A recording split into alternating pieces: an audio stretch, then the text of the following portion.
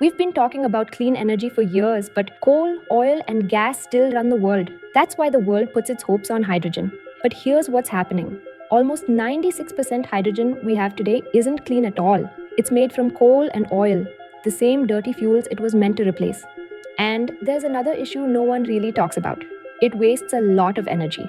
You lose about 30% while making it, then another 10 to 15% while storing and transporting it, and by the time you use it again, most of the energy has already slipped away. So in the end, you're left with very little clean hydrogen. That's why most of the time it just makes more sense to use electricity directly.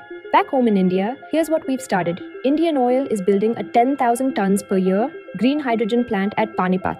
BPCL has a smaller plant at its Bina refinery, and Tata Motors, along with Indian Oil, is testing hydrogen trucks.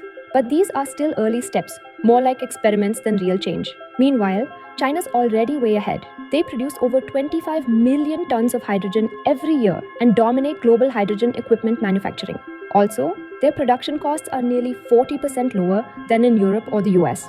So here's the reality. Hydrogen might work for big industries like shipping or steel, but for cars, homes, or daily use, it's not sustainable, expensive, leaks easily, and a lot of energy gets wasted before it even reaches you. So, should we keep betting on hydrogen, or is it just a shiny distraction? Follow Markets by Zerodha for more.